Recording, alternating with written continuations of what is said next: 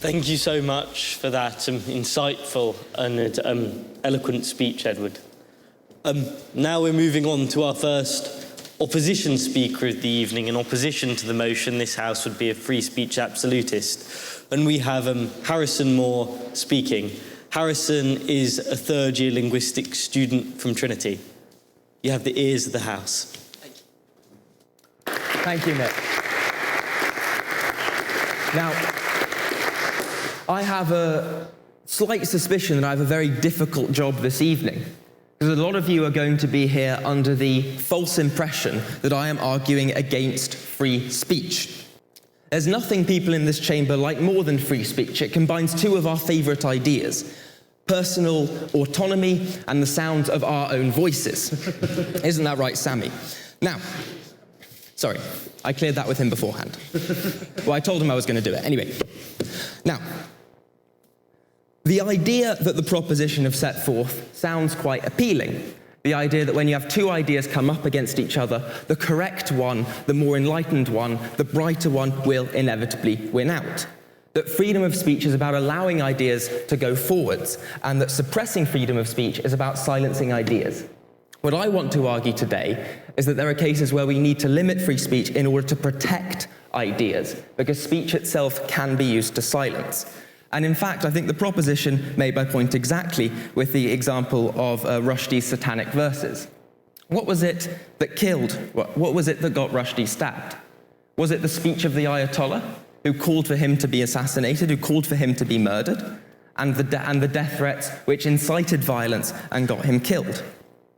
Incitement to violence is an opt-out in many legal frameworks through which freedom of speech can be limited. It is acknowledged in British law, it's acknowledged under American law as a limit on freedom of speech. And this is because if we do not have a cop-out for incitement to violence, then there are chilling effects on the marketplace of ideas which freedom of speech is supposed to allow. Let me use as an example the case of harassment against British MPs. After the 2017 election, 93% of female MPs reported feeling unsafe because of death threats they'd received over the course of the campaign. 93%, compared with 76% of male MPs, according to a Fawcett survey. Now, I'm not here trying to claim that 76% of male MPs feeling unsafe because of death threats is somehow a win for free expression, or that this represents a situation which is desirable. But the fact that there is this discrepancy reflects something deeper, which is that the use of speech to silence individuals does not fall on everyone equally. It disproportionately falls on minorities in society, on those very voices pushing for change.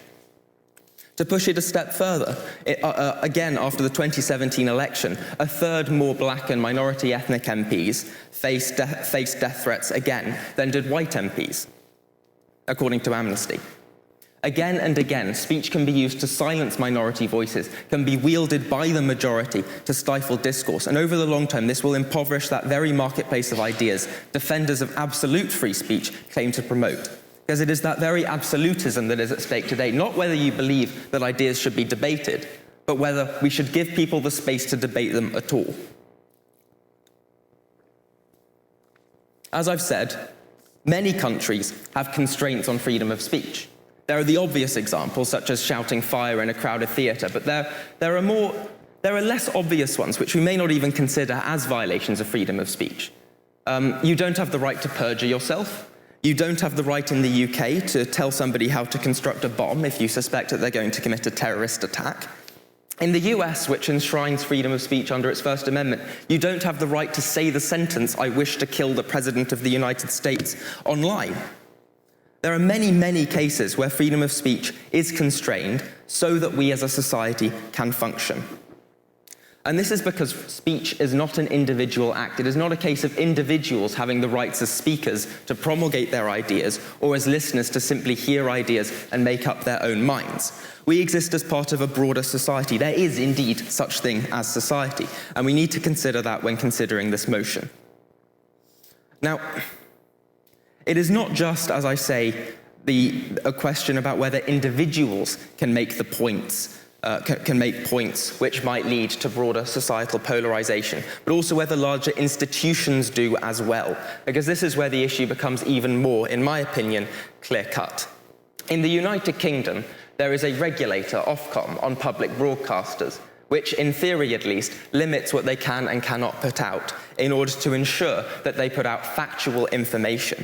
Indeed, Ofcom's mission statement Ofcom claims in its mission statement that freedom of expression is an essential human right, but that because of this, there must be limits on what broadcasters are allowed to put out so that the information given to the public is accurate. Because only if the public is given accurate information can they exercise their democratic rights and make up their minds informedly.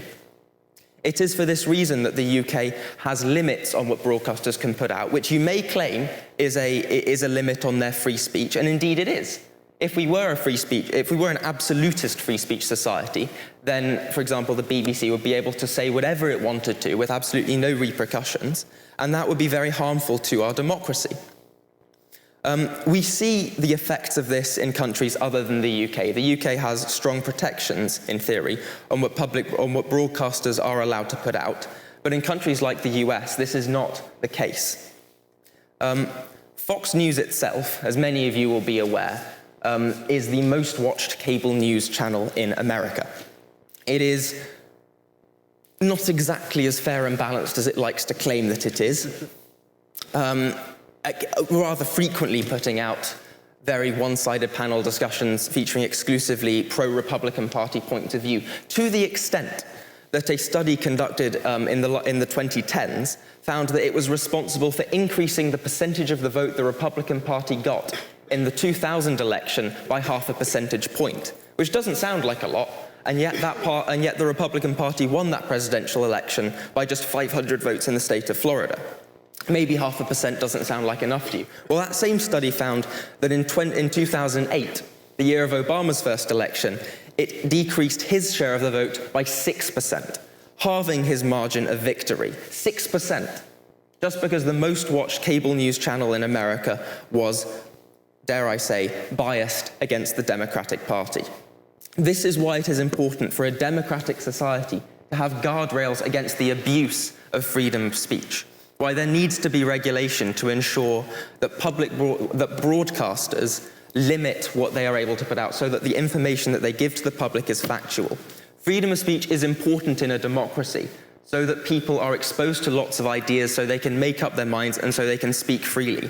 But they cannot do so if we allow free speech absolutism, and they cannot make informed decisions as voters if we allow the proposition's argument to win.